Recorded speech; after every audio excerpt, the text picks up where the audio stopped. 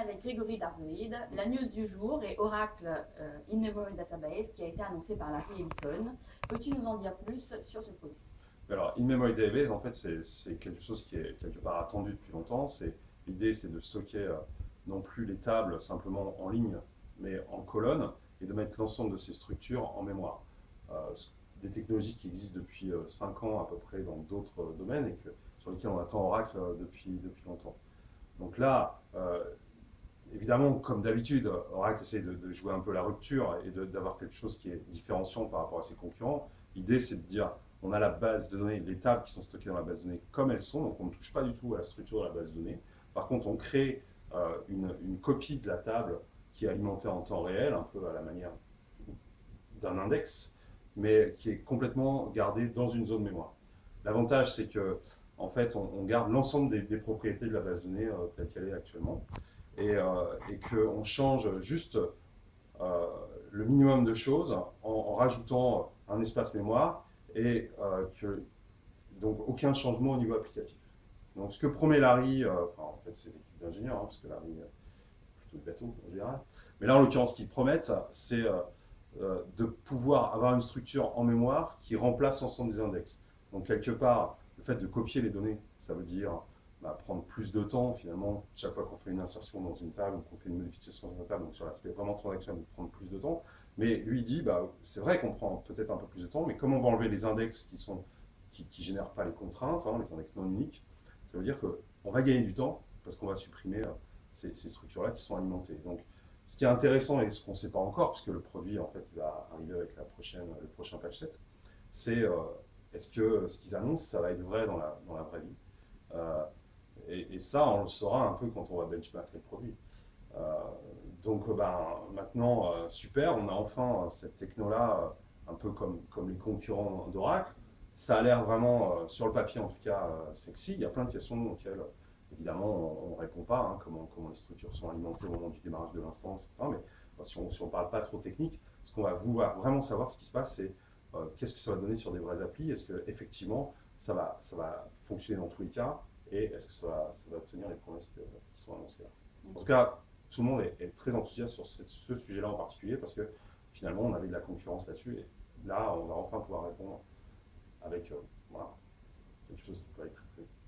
Quelles sont donc les autres annonces importantes de ce keynote? Alors sur le keynote, hein, juste sur le keynote, Larry annonce deux choses qui sont importantes aussi, enfin qui sont différentes, mais voilà, c'est la sortie du M6, enfin, du M632, donc les machines high-end sur Spark, donc avec un nouveau processeur.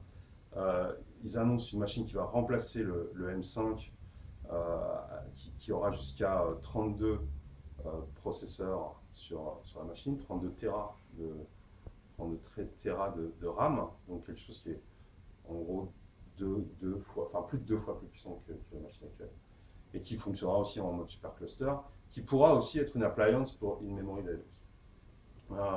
Le deuxième chose qui est très intéressante, puisque c'est en rupture, alors c'est vrai que c'est un peu plus compliqué à comprendre, mais c'est une appliance qui s'appelle Backup Login and Recovery Appliance, qui vise en fait à backuper un peu à la mode d'une standby l'ensemble des bases de données. C'est-à-dire que vous avez vos bases de données qui tournent sur tous les OS que vous voulez, vous avez cette machine-là, et les bases de données envoient les logs en temps réel sur cette machine-là.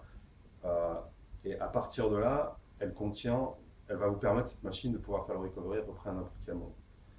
C'est une technologie qui n'existe pas. En fait, ce qu'on fait généralement, c'est qu'on fait des backups quotidiens et on les alimente. Ou alors on crée Standby.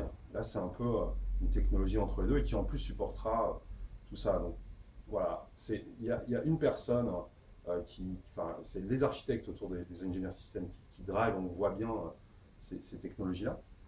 Euh, c'est un peu, sur les trois annonces, on va dire, on attend de voir, quoi, parce que, ok, c'est bien, il a annoncé, on sait que ça va prendre du temps pour qu'elle sorte, mais les annonces sont sympas, on sait qu'Oracle a un peu parfois du mal à faire rentrer ça dans son catalogue de produits, ou en tout cas chez les clients, on va voir le temps que ça prend, et puis oui, on est plutôt content de voir ça. Qu'est-ce que tu retiens de cette journée alors? Alors c'est vrai, en fait, San Francisco, là, tu vois, Et vraiment, enfin, l'ambiance est sympa. Moi, ce que j'ai envie de voir et ce que je suis un peu particulièrement, hein, on a des collègues qui suivent d'autres sujets autour de Java, autour de l'infrastructure. Voilà, moi, c'est le cloud et big data. Donc j'ai eu l'opportunité de rencontrer et de suivre des gens qui travaillent dans ces sujets-là, d'Oracle, de Power. Et donc là c'est vraiment la grosse chose qui va arriver. Donc on attend, Oracle dit, bon, nous on veut y aller sous la forme d'un hyperscaler, hein, c'est-à-dire l'ambition d'Oracle elle est claire, aujourd'hui ils sont sur le cloud, mais ils veulent être Google, Amazon, donc gros comme ça. Il y a du boulot, et il y a du boulot donc au niveau commercial, au niveau technique, mais il y a aussi du boulot, enfin au niveau commercial et au niveau stratégique, mais il y a aussi du boulot au niveau technique. Donc moi j'ai envie de voir un peu la silver bullet qui nous permettrait de dire bah, on a des données dans nos clouds privés, on peut les déplacer sur le cloud public. On voit des choses poindre là-dessus. On va voir, c'est pas fini. Donc en tout cas, ouais, beaucoup de sujets à voir pendant encore ces 5 jours. C'était Grégory et Anissa en direct de San Francisco. Merci.